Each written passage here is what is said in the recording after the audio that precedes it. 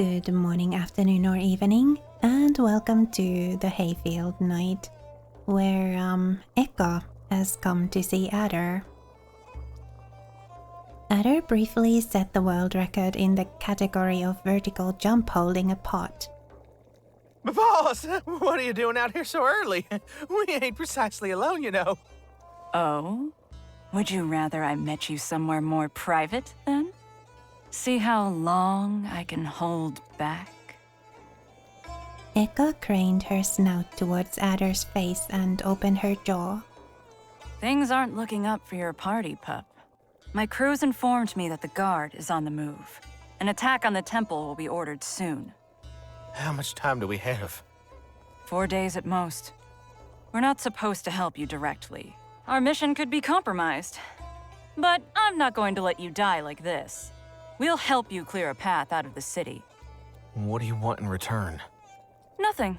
I won't say letting you all get massacred so we can have a feast doesn't sound appealing. But I wouldn't want all those lives to go to waste. Not without a few tons of salt or enough vinegar to drown you. Fresh meat spoils fast.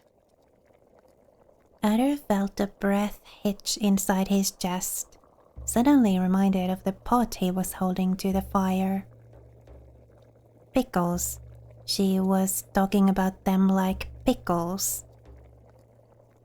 He couldn't help the disturbed chortle that burst from his throat.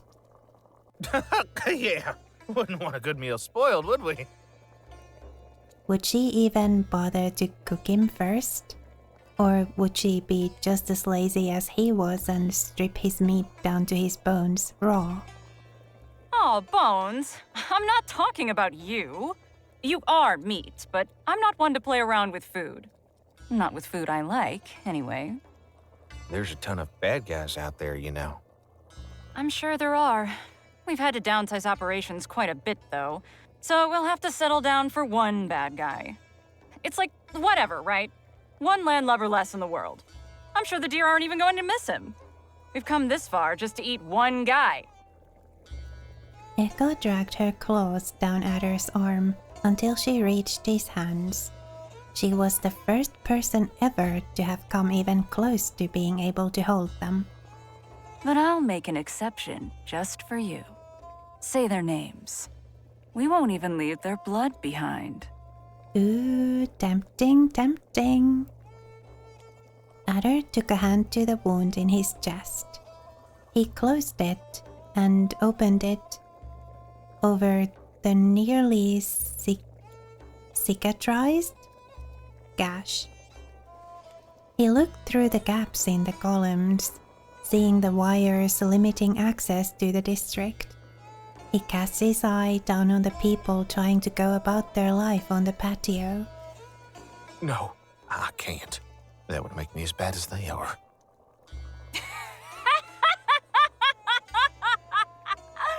Oh, Bones! Oh, that's so silly. Hey, this deer's murdered 20 deer. If I kill him, I'll be the one who's killed 21 deer instead. Oh, you really have the weirdest hang-ups sometimes. Well, that's what we're here for anyway. We'll take care of this, so you don't have to stress out your little ruminant head with made-up problems. Eka patted the top of Adder's head and smiled one of her twisted, toothful smiles. You know what? That's my mistake. I do need something in return. We can't really fight in the open, and you don't want to get your hands dirty, so I'm taking Aina back, just in case. Say what? No, you can't! Are you going to stop me, Bones? That's what I thought. Be a good puppy now. We'll be back with my sister before you know it. Adder watched Eka leave, horrified. He already knew the truth, but it somehow struck him now. He was at the mercy of the beasts. He was powerless against the guards. He didn't know how to confide in what few friends remained. He needed new allies.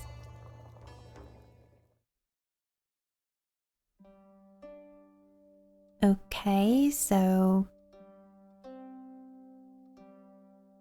ask Berbiz for help with Sep, try to change Elbar's mind.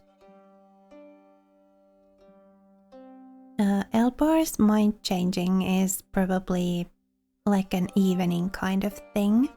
We'll see if we can get it done tonight. Yeah, I don't see anything other than these three things here. Let's go see Berbiz.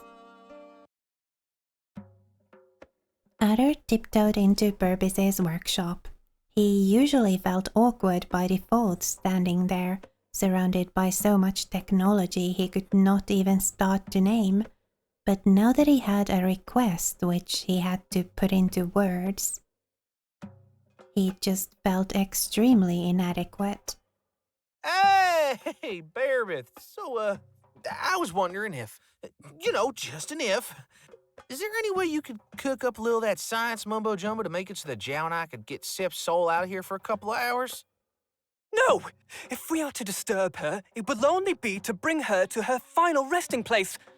The last thing we need is to risk exposing the soul to even more uncontrolled circumstances. What is it you seek to achieve with this experiment anyway? That ain't what this is. Jow was telling me we need to take a break, but I just can't take being away from Sep these days. She thought maybe if I found a way to carry her with me, I wouldn't have got to worry about her being on her own. Just forget I asked. Adder turned away, letting his staff fall a little harder than he meant to. It bounced ever so slightly over the marble, sending vibrations all the way from the bottom of the crook. The bells dangling from the curve shook violently, with a high-pitched cry. It was the first time they had made any noise since Adder took them, and the sound trailed far. Those bells belong to her. Huh? You could tell? Of course! How could I ever forget that sound? Oh, how loud the bells rang as I fell towards the ground. It was as if I could sense her very anger imbued through every echo. Berbiz shut up all of a sudden. His eyes went wide in realization, and even his hair seemed to twirl alive on his own. Yes, that could work. Why risk moving the entire soul when just a speck will do? A tiny fraction of her power, the smallest connection echoing her soul for others to hear. Oh, Adder, you are a genius. I'll get to work immediately. Berbiz snatched the sleigh bells hanging from Adder's crook and made away with them. Hey! I said no science without me! Berbiz! Berbiz! He's gonna go and do something weird again.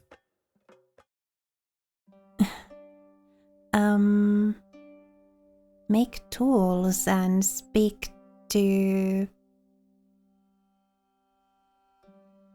Geoff, or help around the kitchen and speak to... Let's go see what exactly he's up to with the bells. A visibly wounded, growing young man, gaunt to the point of misery. Adder's sorry sight was always a hit among older ladies of all species. Enamored with their new gallant kitchen helper, the wives in the kitchen insisted on teaching Adder how to hold a knife, in principle, a trick to peel garlic easily, and clapped in awe every time he cracked a walnut with his bare hands. He even got a small bag of earth almonds as a tip for being a good boy. Oh, a small bag of earth almonds is that extra food for Eka? Interesting. A deep blue sky stretched over the temple, one of the last few for the year. Once the clouds settled in at the start of bleak night, there would only be grey watching over the city for moons to come. Under such lovely weather, the last person Adder would expect to find on the patio was most definitely Berbiz. He immediately jumped to his feet upon seeing the roe deer. Ada, I am so incredibly sorry for how I forced you to witness one of my fits. Please, hit me at once should I act in such a manner again. I understand that such behavior must not be encouraged. Hold up. What? I'm not gonna hit you I'm not gonna hit you. Full stop. It's all right, my friend. I understand that physical punishment is a necessary tool on my way to self-improvement. No, hitting you is a last resource kinda. Look, it's my fault, okay? I shoved my foot in my mouth and didn't realize I was asking you something so personal. Personal? Well, I suppose it was, in a manner of speaking. But it's not like I would gain anything from keeping this information from you. To tell you the truth, I don't understand what shook me so. That is precisely what frightens me. You don't gotta answer if you don't wanna, okay? But if you do, you think it might have something to do with that whole "it's my fault" spiel? I didn't even realize I lamented such thoughts out loud. I'm not usually quite so distressed about it, but I suppose the emotion behind my outburst was not entirely untrue. Berbiz cleared his throat. He turned to Adder with a conflicted look, in the manner of someone who has been guilty of over-explaining 1,000,000 times and been scolded for it 1,000,001. Elbar was the firstborn of House Askadath. In any other circumstances, the lordship would have gone to him. But he was born out of wedlock, to a servant. He would be forced to live as my second, no matter what life had in store for us. And this was still a kindness. Knowing this from the start, we were raised together in the castle. Elbar was my aide in all matters, as he wasn't much older than me. I was told he was excited to have a brother at first, but as we grew, this companionship became fraught with resentment. The childish pranks he would play on me turned crueler over the years. The jokes only he found funny soon became justifications. He eventually wouldn't have the decency to recognize he hated me anymore. It was all done for my sake. The situation only got worse after my right of age, and the confirmation that I would indeed inherit my father's title. Elbar insisted on sparring day and night and day, claiming that I was unfit to become even the lowliest of squires as I was. I believed much the same back then, so I persevered through the bruises and the pain. I took hit after hit with all the dignity someone like me could muster. Until the day when his blunt sword fell on my face and ripped out my antlers in one blow. Adder couldn't help wincing at the image. So that's how it happened. Yes, Elbar didn't do it on purpose, but he hurt me all the same. This injury left me unable to use my right arm and severed my horns. But I cannot blame him for this. It was discovered that my antlers hadn't been properly affixed to my skull in the process of ossification. I can hardly recount the days that followed so many years after the fact. But I know I did not spare a single thought for Elbar when I was informed that he would be sent away. Even though I understood it truly wasn't his fault, I did not say a word. It was his fault, though! No. Though I resent him for taking out his frustrations on me, I understand now he was merely another victim. I knew my father as a strict and distant man, but I can hardly believe Elbar still finds it within himself to consider us family, after all he put his elders through. Adder shuffled uncomfortably, but he was wise enough not to comment. Berbiz didn't pay his strange reaction any mind. My father became quite attentive and affectionate to me for a while after the incident. He spent days praying to bite tact by my bedside so that my antlers would sprout again, like a fawn's in flower scents. Alas, as you can imagine, that never happened. His affection went like it came, and with Elbar banished, he decided to blame me for letting such a dishonorable thing happen. He would scream, lash out, and stalk every corner of the palace to let his wickedness out on his subjects. At last, when the rage passed and only consequence remained, in the empty days that hung over his head until his punishment arrived, it was his time to mourn. Mourn a living man. I suppose, in a way, he had a point. I am no longer the boy either of them knew. But while to the men of my family I lost something irretrievable that day, that is not how I felt. secluded to my room with books to last me moods. The day I was separated from my horns was the day I started living. Not as Thumar's son, not as the heir of Askadath, but as me. A deer that enjoyed locking himself in his little corner, reading tales and learning about all sorts of matters. That was the day I stopped pretending. And I might have entirely forgotten how to do so. Interacting with every other ruminant became a near insurmountable mountain since. The older I grow, the more I feel like a fawn stuck in a world where all the adults speak a secret language which nobody ever cared to teach me, and I feel like I am doomed to fail on my own.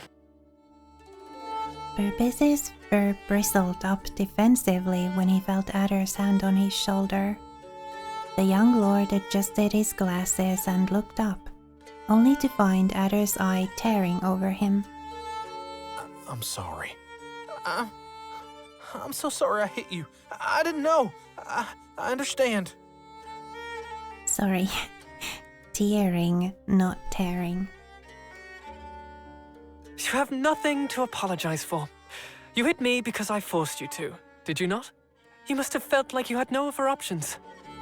No! That don't matter. Even if it was true, you wouldn't have listened any other way. That ain't the person I want to be. I don't want you to live thinking you deserve to be punished every day of your life. I'll be patient teaching you, just like you've been with me, okay? I promise I'll do my best to teach you, so you never gotta fear you'll be hit again. What better quality could a man wish for than compassion, Adder? Empathy! Our greatest wisdom is realizing all that remains to be learned yet. I'll get it right one day, and put my grain of sand towards making this world a better one. Berbiz pumped a fist in the air. Then he went very, very quiet. It was clear he was trying not to make any comment about golems. Okay. Well, I mean, we gotta go speak to Elbar, right?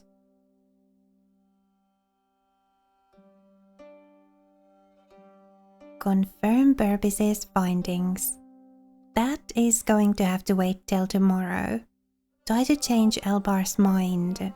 I think we ought to do that, right? Like, we need to.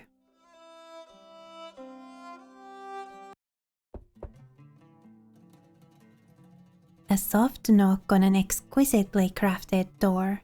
It went, of course, unanswered, so the knocker insisted again.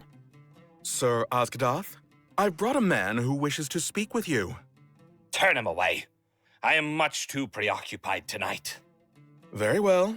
I shall let Sir Upperfield know that this is not a good time. Muffled steps, hurrying up and forward. Elbar nearly fell on his face as he desperately yanked the door open. Sir Upperfield, is it really you? Were you not a figment of my intoxicated imagination? Nay, friend. And to suggest otherwise is real darn unkind of you. Please, please, come in.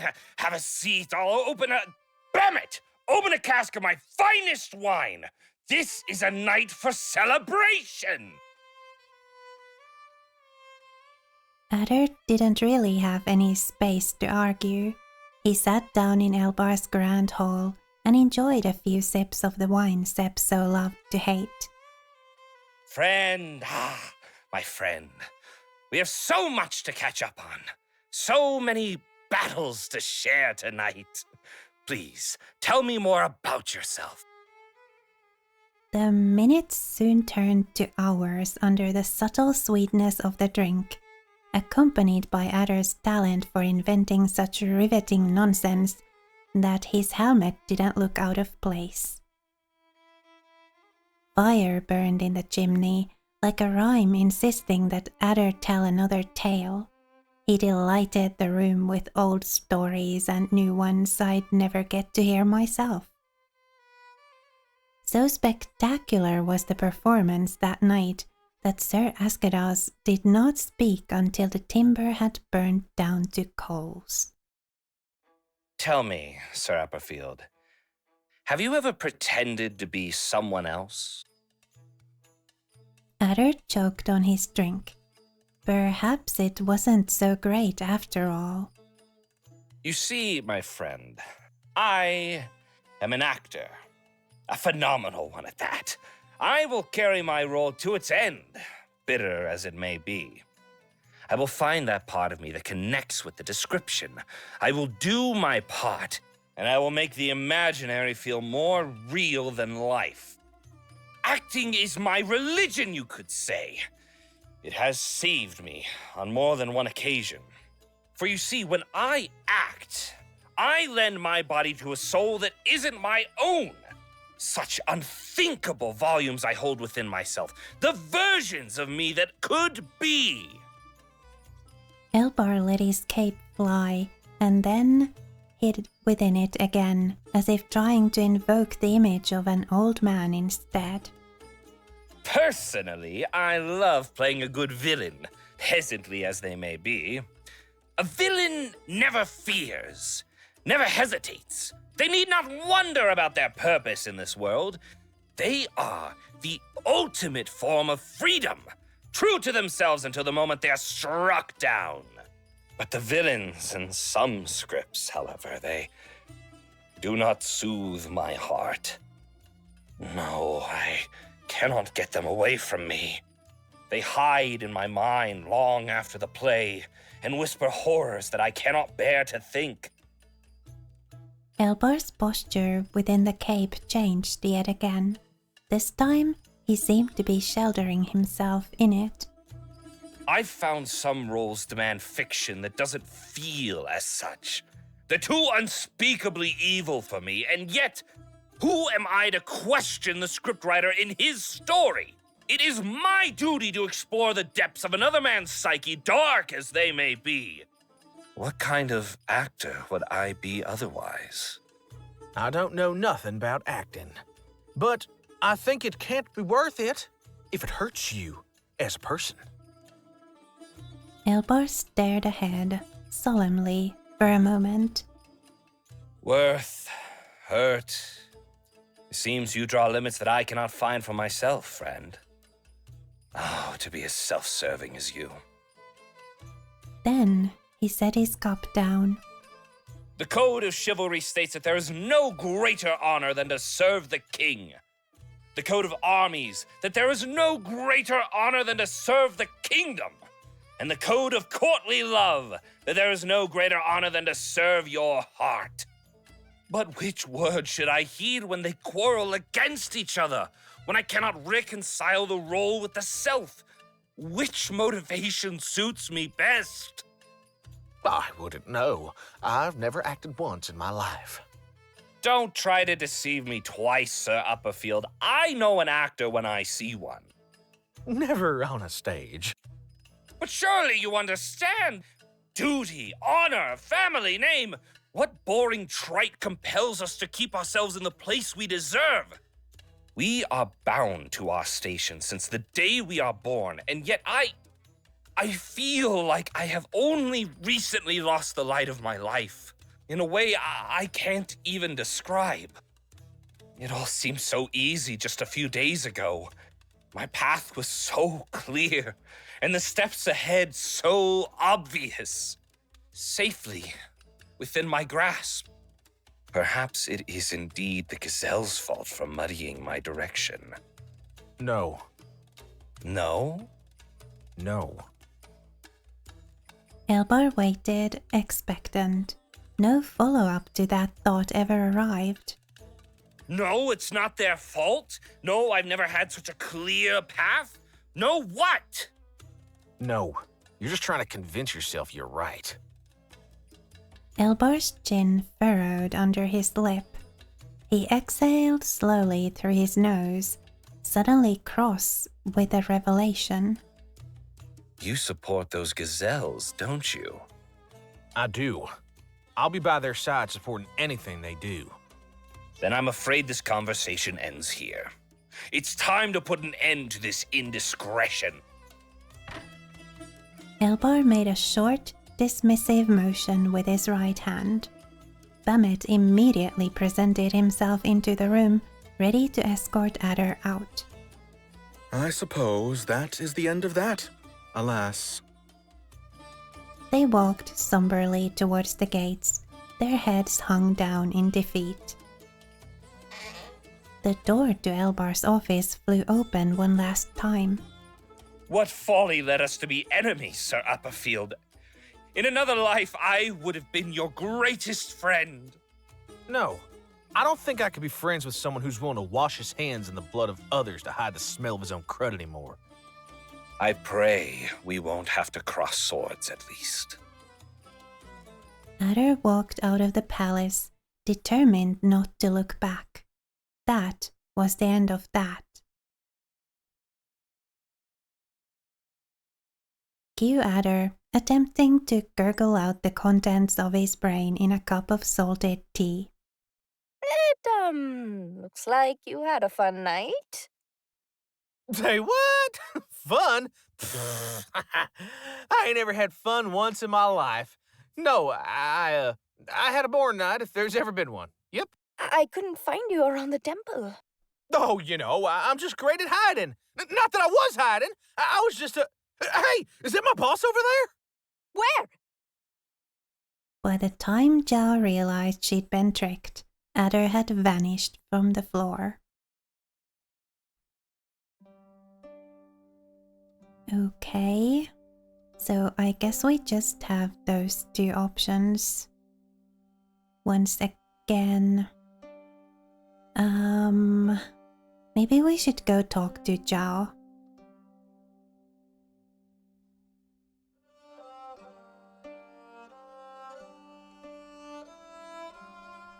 The direr the situation became outside the temple, the higher tensions rose inside.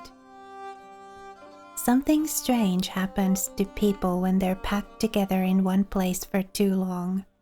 All the little annoyances that are part of dealing with others are suddenly multiplied tenfold. Every request becomes an order, every stumble a personal attack. There was no reason why a simple game of ball between children had to come to blows between their parents, but Adder still had to translate the lecture that followed. He felt angry for Zhao.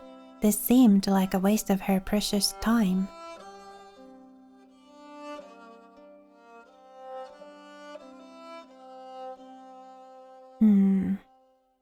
Bring the food to Eka.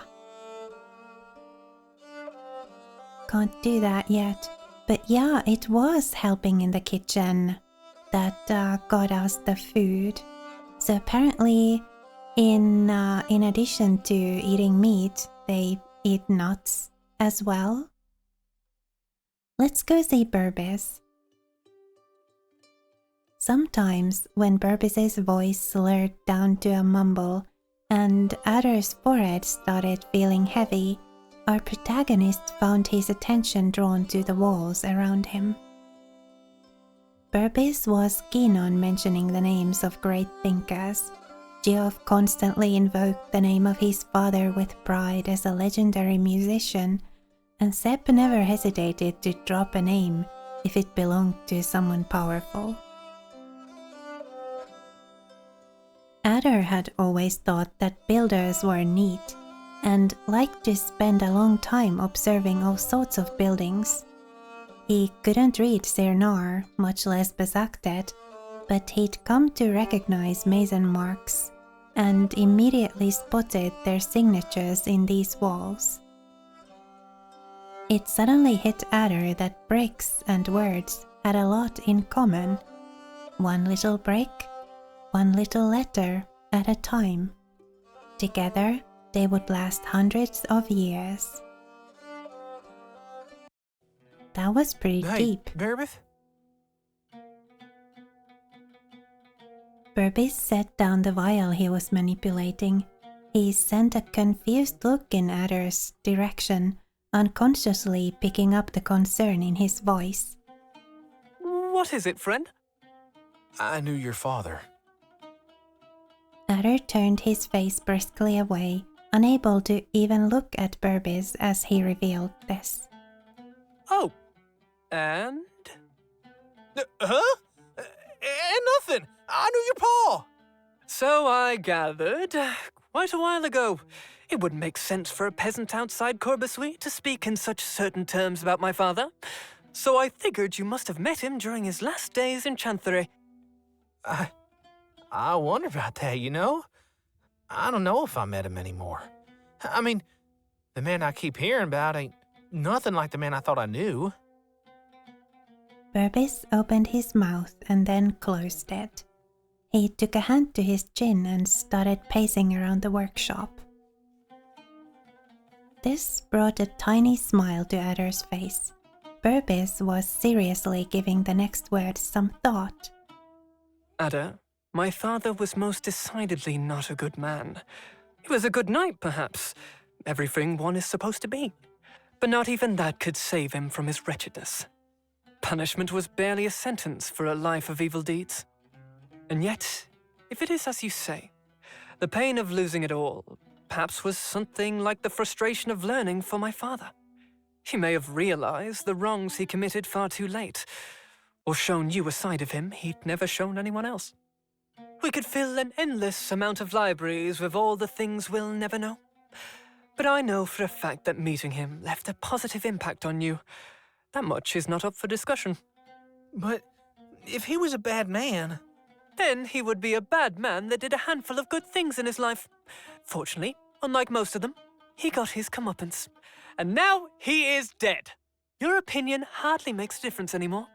If you'd asked me to assure you he was good, or to nod if you spoke well of him, that would have been an entirely different matter. Don't you agree? I don't believe we owe any particular compassion to the departed. So you don't believe in not speaking ill of the dead, huh? No, of course not. I'll speak of them as they were. You too will remember him as you will. But do not turn your sight away from the truth, Adder. Only the living remain. Only they hurt. Berbiz nodded eagerly. He stopped dead mid-nod. A revelation written all over his face. Of course! Feeling is the realm of the living! Our emotions are driven by chemicals, are they not? Perhaps such stasis is the result of not facing this truth. We could induce her to feel. Berbiz wandered away, muttering epiphanies that made very little sense to Adder's ears. I'm gonna leave you to it then. You got this, pal. Chances are Adder would never finish understanding Berbiz, and Berbiz would never finish saying things that were near impossible to understand to anyone but him. One day, perhaps, Seb would be around and in enough of a good mood to translate between the two. But today, they understood each other a little more. That was enough to keep the world moving for now.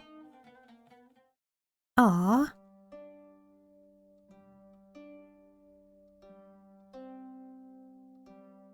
Okay, I don't see anything else we can do here.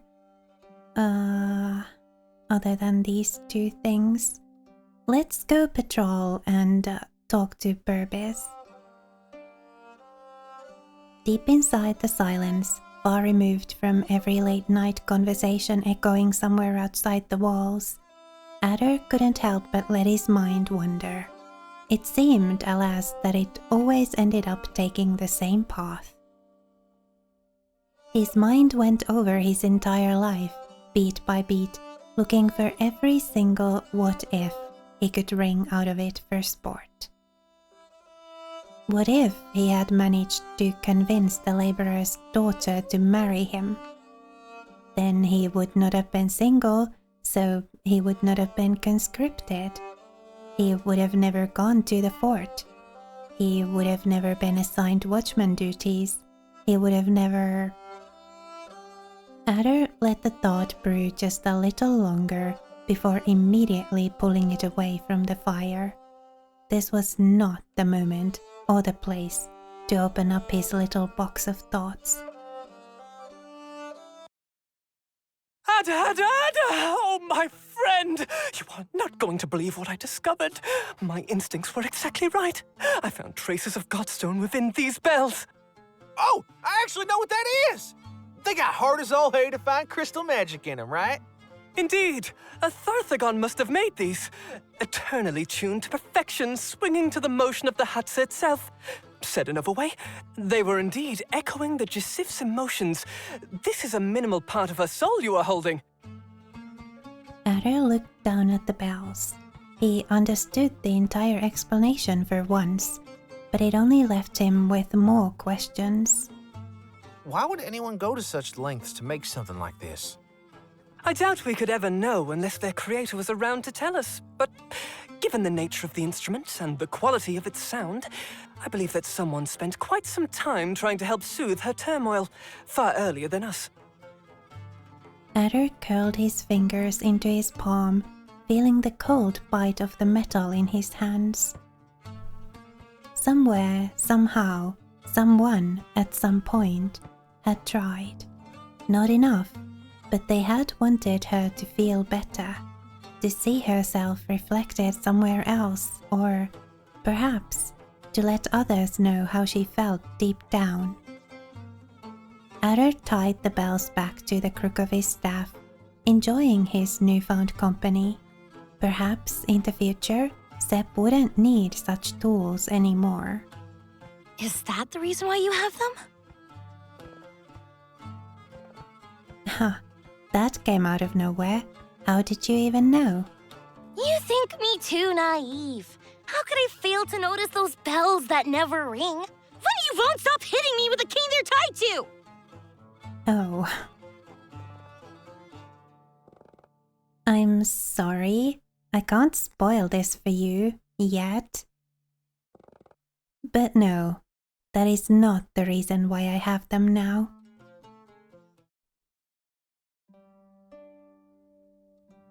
Okay, so translate or patch up the temple? Let's patch up the temple. We've been translating for a couple of days now, so yeah, let's patch up. Brick by brick, the temple felt a little less like ruin every day. Okay, we gotta bring the food to Eka, but we don't have the option to do that. Practice reading, make tools, or help around the kitchen.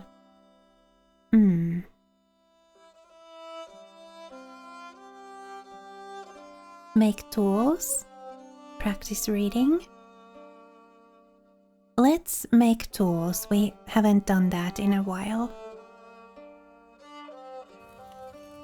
Adder would most certainly never become a world-famous blacksmith at this rate, but at least he always found his tasks riveting. Huh.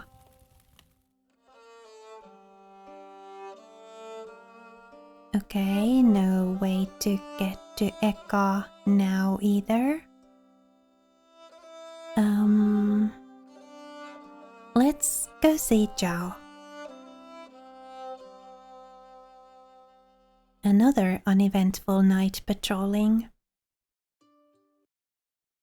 All right, that's it for our task today. We got the bells, everyone's been asked to double security, and they all told me to tell you that you deserve a break. What's the plan then? I'm not sure. I never really thought much of heirloom beyond the Temple of Hirub. I wouldn't want to go too far, so what's there to see in the area? Well, there's a whole bunch of temples here in Pilgrim Hill if you'd like to see more of those. Or we could check out the Great Garden. It's a real green spot just south of the market. Eelgrab kept selling me on it, but I never had the time to go. I'm not sure it'd be wise to walk into any public spaces. Oh, yeah. Guess that kind of puts a damper on the trip now, huh? Hey, I think I know a good spot. How would you like to see one of Sepp's favorite places in Heirloom instead? Zhao's eyes lit up immediately. Adder didn't need any further confirmation to start walking. Ta-da! Welcome to whatever this beach is called. It's just so you know, the smell is perfectly normal and the water is perfectly clean. Very deep, though. We shouldn't go in. Yep. The lack of response made Adder turn, half thinking that Ja would have fainted from excitement at the prospect of walking into a holy place or something. Instead, Ja's expression could be best described as pure apprehension. Sorry, I am. You didn't mention we were going to the sea. That's right. I'm sorry. But I didn't take you here to go for a swim or anything like that. I just wanted to brag about the view of the palace. We can go anywhere else. That's all right. Ja took a tentative step towards the edge of the sand. No, I've been avoiding the sea for so long, but it's something I need to face. My past will keep haunting me otherwise. This is a sign from Baitatsu that you are the person to share it with. Even when she finally managed to sit down, Ja couldn't help the way her knees bunched up against her chest, or the shiver running down her spine when a light breeze blew in their direction. The last time I ever dared to step close to Alar, it must have been a couple of years ago, when I still served the gods. Adder sat down next to her. He nodded at her to continue. It was the eve of some small festival or another, so the day had been exhausting, and the night was restless in preparation. The girl I liked had smiled at me too. What a busy night it was. I thought I'd take a walk on the beach to calm my mind. I was going about my way, watching the stars shine above me, when I heard someone speak Besektet. A version that sounded nothing like my own. I got closer, in case a foreign merchant had found themselves stuck in the ice and needed help. That's when I saw them. Strange silhouettes hiding in the ice, washing out on the beach. And I knew them to be ships, even though I had never seen anything like them before.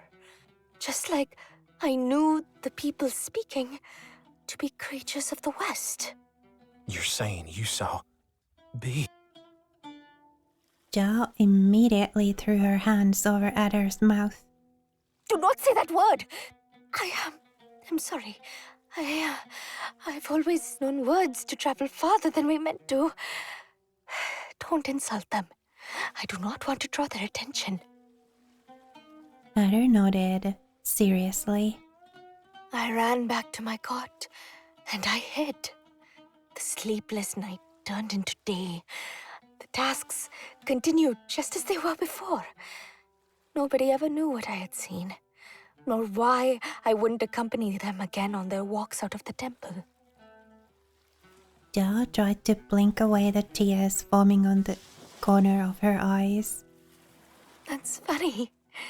It occurs to me now that perhaps the seeress was showing me kindness by exiling me. She saw that I had grown fearful of the world outside and decided to send me away so that I may face it properly and rethink my life. Ja sniffed hard, but there was no helping the wetness running down her face. Shh, don't cry. It's all right. Yes, it really is all right, isn't it? I do not know if I truly saw the creatures that night or not, and I do not know if I deserve the punishment I received, or even if it was a punishment at all. But I am me, and I can be all right. I will be all right, no matter what! She turned to Adder, smiling behind the tears. You'll help me make it all right, yes? I'll be there with you as long as you'll have me, ma'am. Ja giggled a little, happy to hear this promise. Adder's heart only grew heavier with secrets. Oh, Ada, do you have a moment? I'm sorry, I have not expressed myself correctly. Run again. I'm sure it will be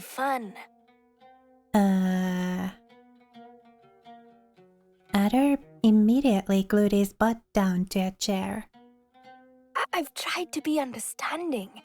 I realize that we're both under a lot of pressure and, you're probably tired of dealing with me all day long.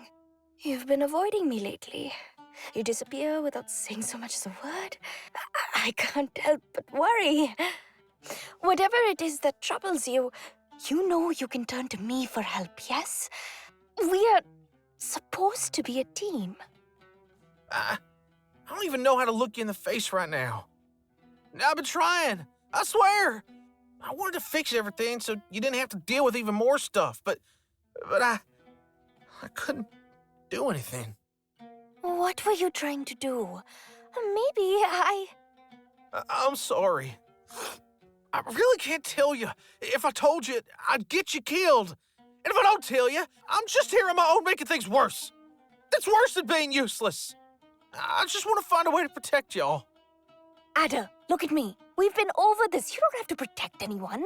I am not defenseless. And the three know the congregation would be more than capable of dealing with any trouble 10 times over in the time it'd take us to say, what can I do to help? You don't have to prove yourself to me in any way. I trust you. And if anyone else doubts your skill, that's their problem, not yours. I got your back, as you say. So find a way to trust me too. The way you swear you do. We need to get the hay out of here. Don't ask me how I know, but there's something real bad coming. A lot of different things, really. But the city is going to dump an actual goddamn army on us in just a couple of days. It's going to be a massacre if we don't find a way out. I see. I don't think there's a future for us here either. But I can already imagine Ito's response to that. I know his type. He won't back down without a fight, and I'm sure he'll push that view on everyone, regardless of what their own plans are. There is no telling what could happen if we push for a retreat with him in command of such a fierce band of warriors. To run is a sign of weakness, and I'm well aware that I'm only a nominal leader because he allows me to be. Any respect he has for me will only take us so far, but I believe there is someone not even he would dare argue against. Even if it was only an excuse to some of them in the end, the congregation first came together expecting the return of the Joseph. If she were to appear, they would have no grounds to dispute any of her orders. Her authority remains absolute. Right. We need to focus on bringing Sep back no matter what it takes. If it comes down to it, I'll give Berbiz the go-ahead with the experiment. And even if that failed, Aina's will be back before we know it to put Ito in its place. Wait, Aina's left? She kinda got kidnapped. But I'm sure it'll be fine. She'll return, and then y'all will have to say we were right after all. We'll make do somehow, and then we'll all get together to brighter shores. We have a mission, and we'll see it through together. The sun still shines. Man, I wish my crew was this devoted to me. You almost brought a tear to my eye there. But boss, why are you? Giant lady! You know, it's not very nice to fetishize others' height. It leads to complexes and such. I'm so sorry. I didn't even consider that I could ever be talking to you. Not that it's okay to call you that behind your back. I'd love to talk more about you. To your face. That is, I would love to talk more about, you? Don't worry about it. Really. Stressed out meat doesn't taste very good. Yes, taste. A good taste. You should tell me all about taste over dinner. Do you believe in fate? Okay, that's enough goofing around today. Go tell Berbiz the plan. But, Ada! You can't do this to me! I thought we were friends! Sorry about that whole thing. I'm used to it. Never heard it from someone I could eat in one bite, though. Oh, yeah, that's what I came for. Bones, is your red friend still dead? Yeah? Oh, that's not good. Ekko's sudden emotional development could harbor nothing but bad news. She walked out of the kitchen, only to return a moment later carrying a small, pale, motionless body in her arms. Oh, Aina's completely run out of energy then. I mean, I guess she was low on energy before, but now, yeah, she might be completely out of out of it. Well, we can add my sister to the list then. She died on us again, and I was hoping he could fix her. Died? What do you mean? Deceased, expired, departed, gone, kaput. She's not waking up no matter what we do. Just like when we had to knock her out to bring her on board. I swear, it's like she's not even trying. Adder's eye opened twice, the size it should be. What did you do to her? Whatever. If he's not around to fix it, he's not around to fix it. We'll just have to ask my father instead. Hey! Hey, come back here! I'm asking you! Hey, Dad? Be gone, beast. I am not your father. Don't be like that. It's me, Tessica. I should flay your skin and fasten your coat into a rug for your insolence, imposter! My Eka is long gone. Well, Eka is right here, whether you like it or not. And she's here to tell you that Aina died on us last night. Eka carefully dropped Aina's body on the floor, where it collapsed into a boneless pile. Bertok stroked his mustache, trying to hide the subtle change in his expression. Such is her fate. A waning moon cannot sustain for long.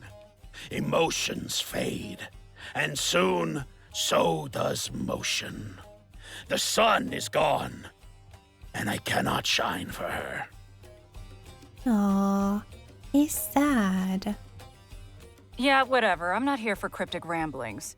Can you fix her or not? No, I don't have the strength to wake her up anymore. What are you saying? Come on, patron. This ain't no time to joke. There's got to be a way to bring her back again. Yeah? Maybe she could bite you, or... I'm powerless, son of Gerfath, just like you. I am a setting sun on the brink of dusk, and I can't keep lifting an entire era on my shoulders. Aina is a relic, a piece of history that should never have become present. Let her fade into the past where she belongs. No. Come on. Come on now. He ain't just said he's gonna let her die, right, boss? I must have got that wrong. Adder turned his face briskly to Eka, then back to Bertok, unable to stop his quivering jaw. You only ever came to meet Aina because the arrogance of my youth willed it so.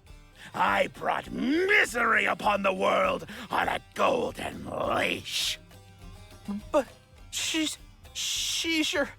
I made her as she wished to be remade, and kept her away from the sun because I dreaded my own guilt. It shall all be taken away from me once more. The age of gods and kings must come to an end. Now, let us rest in peace. It happened in a blink. Adder let out some kind of growl, and before Eka knew it, he'd snatched Aina from her arms and started running. Adder, what's going on? Where are you going? Adder shook from head to foot. The words hitched in his throat, turned to sobs. I'm sorry. That was the fastest he'd ever broken a promise in his life. And so he ran. Aina, come on! You can't leave me too! Wake up! Wake up! Please! I need you. You know she's been gone for a while now, right? She's just not moving anymore. She brought her back. Seb will bring her back again. We have to bring her back. I'm sorry, I've lost count. How many people are you trying to resurrect now? Just one! One! Sep will fix everything when she's back! Oh, that sounds healthy. That reminds me, how did she die again? Adder could only stare at Eka, frozen. How did she die? Whose fault was it? That was the question, wasn't it? She knew the answer. She knew. Everyone knew. Without another word, Adder put Eina's body down and stood up. He put one wobbly foot after another, turned away from the sisters. Eka stalked behind him. So, that's it? This is how you give up? Yeah, I quit. I'm going far, far away where I can't mess up anyone's life again. Huh, that's interesting.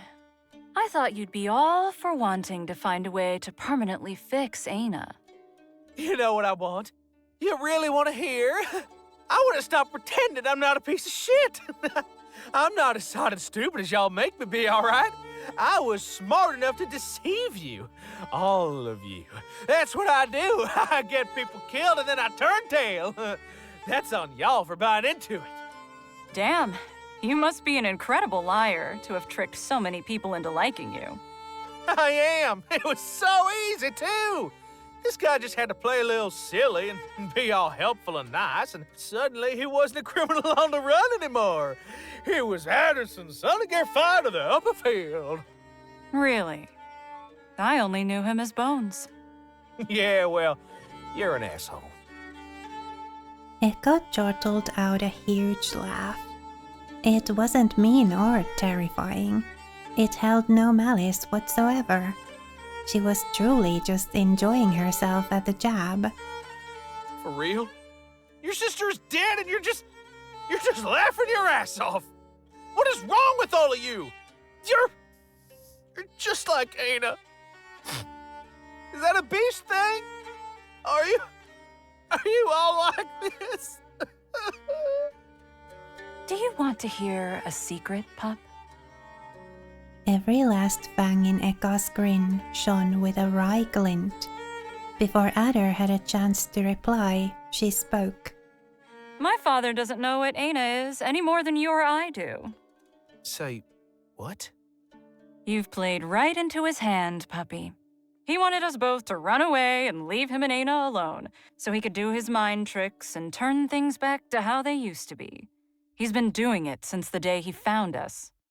He cursed Aina. What? What? I'm gonna kill that bastard! Pipe down, puppy. Whatever they were, I'm sure he had his reasons to do so. He would have let Aina die much sooner if he didn't have some kind of plan. I have a feeling that the question is not, will Aina wake up again? But what will happen then? We wouldn't have even known she existed if not for the bear man, Bones. That's the actual reason I came here. I'm not planning to sit by and let things continue the way they've been for 40 more cycles. We found a way to set Aina free. And we're going to bring her back with us. Ooh, okay. Okay. I like that. But it's been almost an hour already. And, well, if Eka is going to enlighten us on the plan, it will have to be in the next episode. So yeah, I'm looking forward to that. Looking forward to finding out how exactly they're going to set Aina free. But for now, thank you so much for watching and spending a little of your time with me here today. It was lovely to have you. Please remember to be kind to yourself. Have a lovely rest of your day. And I will see you again next time.